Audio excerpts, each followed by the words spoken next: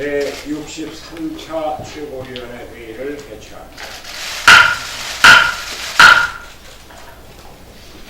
이거 신년대는 2달 동안 새해 인사를 하는데 여러분들 새해 복 많이 받으세요.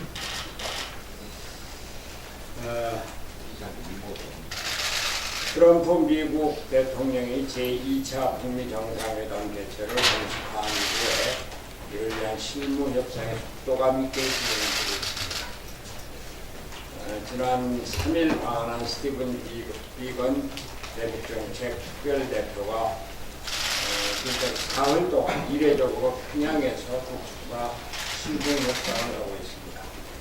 아직 내용이 알려지지는 않았지만 북미 관계와 비핵화에 커다란 진전이 있으리라고 기대합니다. 한반도 평화는 거스를 수 없는 대세입니다.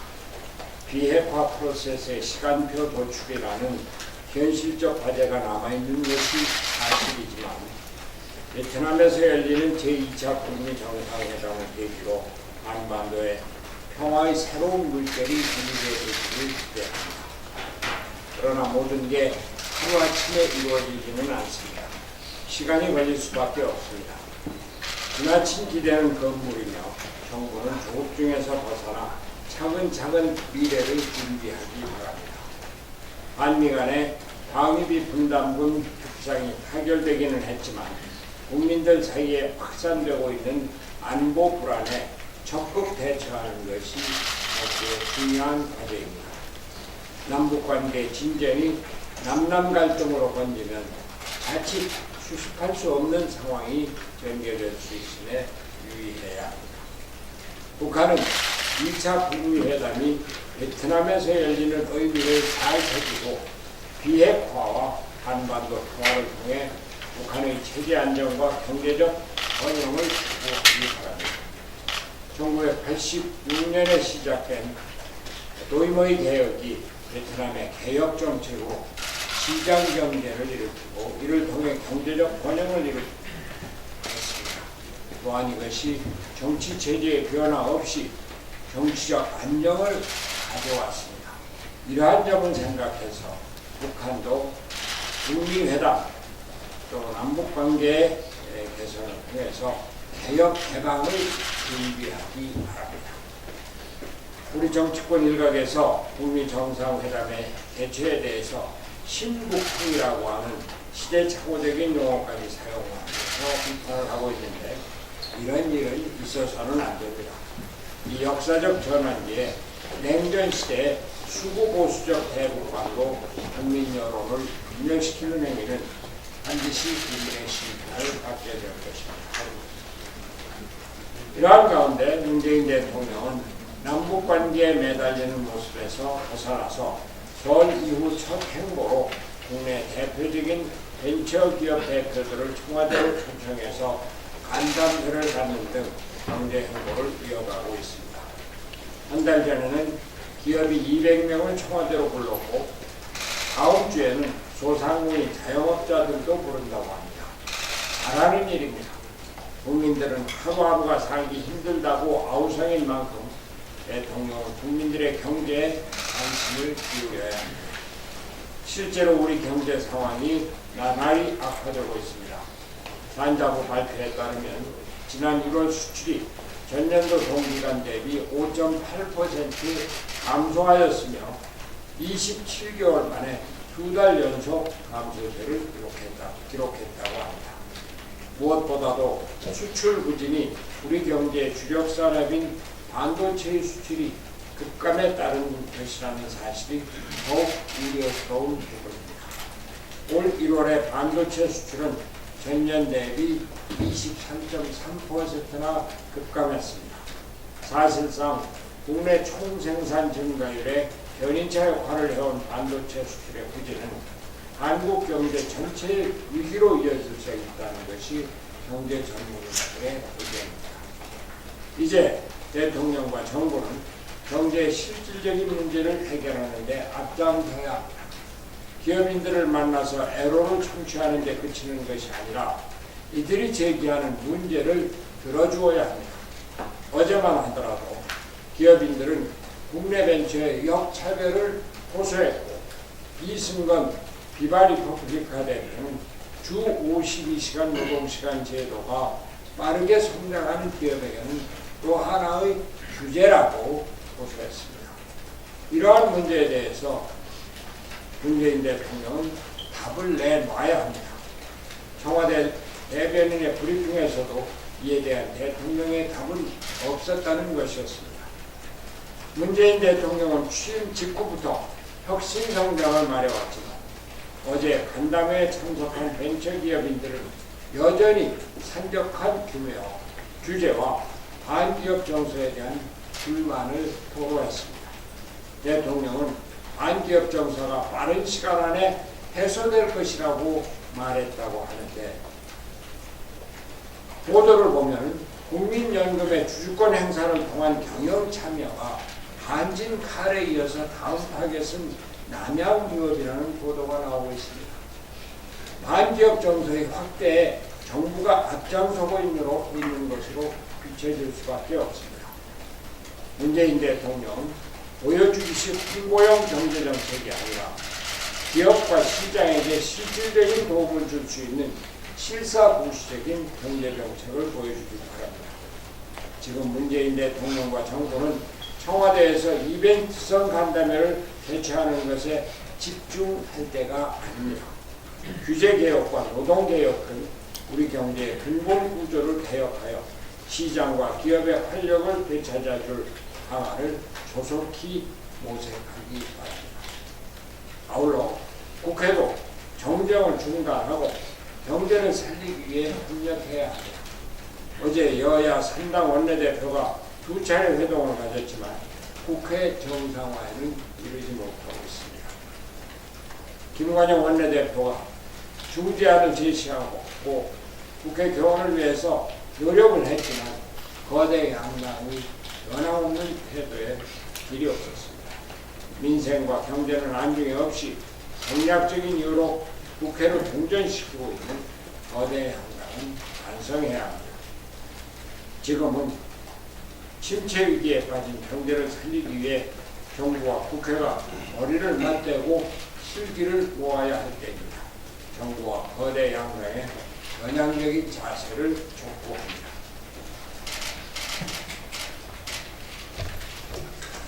네, 원내대표입니다.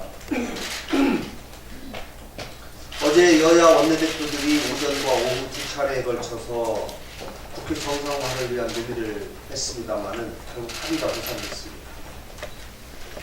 민생과 국익보다는 자당의 이익을 앞세워서 정쟁을 일삼고 있는 민주당과 한국당, 양당의 책임 방조에 깊은 유감을 표합니다.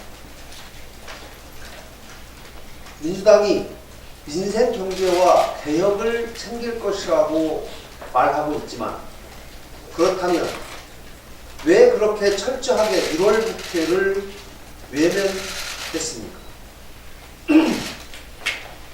민주당은 최근 정부 여당 갈 각종 권력형 비리 의혹 사건들을 회피하고자 국회 정상화에 적극적이지 않습니다. 한국당 역시 정치 공세와 국회 소집에 대해서 분간을 제대로 해야 합니다. 여당이 받아들일 수 없는 일방적인 주장만 할 것이 아니라 바른미래당의 중재안을 적극 검토 수용해서 국회가 열리도록 해야 합니다. 국회를 열어놓고 여기서 그동안의 주장을 하는 것이 순서입니다. 민심과 여론은 국회를 즉시 열어서 각종 민생 법안을 처리하도록 절규하고 있습니다. 그러나 이를 외면하려는 양당의 이심전심으로 인해서 국회 보릿꽃 공조가 풀리지 않고 있습니다. 자신들의 손해를 막고 정쟁을 일삼는 일이라면 양당이 어찌 그리도 호흡이 잘 맞는지 혀가 내돌릴 지경입니다. 더 이상 국회를 방치해서는 안 됩니다. 양당은 지금이라도 국회의 소집을 위한 결단을 내려야 합니다. 당리당략이 아니라 국익과 민생을 위한 모습을 보여주어야 할 때입니다. 즉각적인 국회 복귀를 다시 한번 강력하게 촉구합니다. 설 전날인 지난 4일 윤한덕 중앙응급의료센터장이 사무실에서 과로로 숨진 채 발견됐습니다. 국내 응급의료체계를 바로 세우는 데 평생을 바쳐온 고 윤한덕 센터장님의 명복을 빕니다. 설 연휴 기간에 의료 공백을 솔선수범해서 메웠던 상황이라 고인의 죽음이 더욱 안타깝기만 합니다. 명절 연휴가 국민들에게는 휴식의 시간이지만 이 기간 중 병의원이 휴가인 상태이기 때문에 응급실은 연중 가장 바쁜 시기라고 합니다. 응급 환자의 생명을 돌보며 단 한 명이라도 더 살리려 했지만 정작 본인의 건강은 미처 살피지 못한 고인의 희생에 존경의 말씀과 머리 숙여 감사의 말씀을 드립니다. 응급실은 환자 생명을 1차적으로 책임지는 곳입니다. 그럼에도 돈이 안 된다는 이유로 제대로 된 투자가 이루어지지 못하고 있습니다. 응급의료 적정수가 책정 및 관련 인력 양성을 위한 정부의 적극적인 정책 마련이 필요합니다. 바른미래당은 우리 응급의료체계가 보다 나아질 수 있도록 가능한 입법 및 예산 지원에 적극 노력하겠습니다. 다시 한번 고 윤 센터장님의 안타까운 희생에 깊은 애도를 전합니다. 이상입니다. 네, 어제 미국 핵 전문가 케네스 롱고 NGO 대표가 모 언론사와의 인터뷰에서 문 정부의 원전 폐기는 큰 실수라고 단언했습니다. 그리고 신재생과 원전이 함께 가는 방향을 제안했습니다. 첫 번째 이유가 기후변화에 미칠 악영향을 꼽았습니다. 우리나라 작년 에너지원별 발전량을 보면 석탄이 가장 많습니다. 원자력 감축분을 석탄과 LNG, 신재생으로 커버했습니다. 그러면 왜 석탄 비중을 많이 늘릴 수밖에 없는 겁니까? 이유는 발전 단가 때문입니다. 킬로와트 시당 대략 원자력은 61원, 석탄은 85원, LNG는 118원, 신재생은 173원으로 차이가 매우 큽니다. 결국 발전사들은 적자를 줄이기 위해 원자력 다음으로 싼 석탄을 많이 쓸 수밖에 없습니다. 발전사들은 탈원전 원년인 2017년까지는 이익을 냈지만 작년의 경우 적자가 날 거라는 분석이고 한전의 경우 작년 상반기에만 1조 원이 넘는 적자가 났습니다. 앞으로 정부의 정책에 따라 태양광, 풍력 등 신재생 투자를 더 늘려야 하기 때문에 발전사들의 적자폭은 커질 수밖에 없습니다. 결국 비용을 줄일 거고 일자리를 줄일 수밖에 없을 겁니다. 정부는 탈원전으로 인한 전기료 인상은 없다고 천명한 바 있습니다. 업계에서는 원전 이용률을 높이지 않고는 한전의 실적 개선은 어렵다고 합니다. 롱고 대표는 문재인 정부가 내부적으로는 원전을 줄이면서 수출에 박차를 가하는 것은 이해할 수 없다고 했습니다. 우리 국민의 눈에도 이해가 안 되는데 외국인의 눈에는 당연히 이해가 어렵죠. 꼭 거의 말이 아니더라도 정부는 이제 실험을 멈추고 탈원전 정책을 재검토해야 합니다. 원전을 바로 없애겠다는 말이 아니라는 변명으로 넘어가서는 안 됩니다. 그리고 원안이 등 원자력 관련 정부 기관 및 공공기관에 꼭꼭 박아놓은 탈원전 인사들을 원자력 전문가로 바꾸어 주시기 바랍니다. 이상입니다.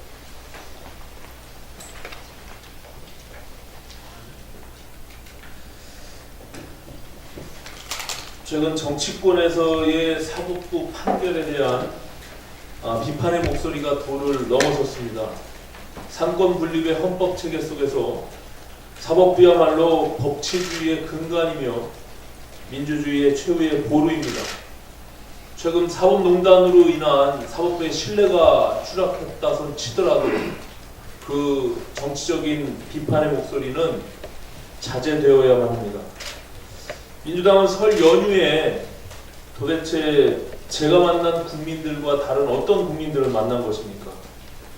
어제 언론에서의 여론조사 발표에서와 같이 김경수 지사의 1심 판결에 대해서 적합하다는 여론이 50% 이상 됩니다.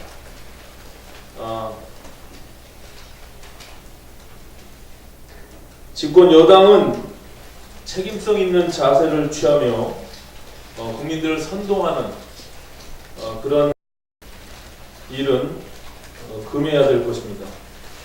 그런 자세를 벗어나야만 우리 대한민국의 법치와 민주주의를 지켜낼 수 있다고 생각합니다. 또한 지난 드루킹 사건과 관련해서 2017년 5월 5일 날 선거관리위원회가 대검찰청에 수사 의뢰한 부분이 결국 6개월 동안의 수사 과정 속에서 무혐의로 불기소 처분한 수사 미진과 그리고 서울시경에서 수사할 당시 특검으로 뻔히 갈 수밖에 없었던 수사 부족에 대해서 다시금 그 진상 규명이 필요하다고 생각합니다. 도대체 어떤 외압이 있었는지 혹은 말 못할 사정이 있었는지에 대해서 명백히 다시 재수사가 이루어져야 될 것이라고 생각합니다. 집권 여당은 책임 있는 자세로 현재 1심 재판이 끝난 상황 속에서 향후의 재판 과정을 지켜보며 겸허히 이 부분에 대해서 받아들여야 할 것임을 다시 한번 촉구하는 바입니다. 이상입니다. 다른 분들 내 발언 없습니다. 그러면 회의를 비공개로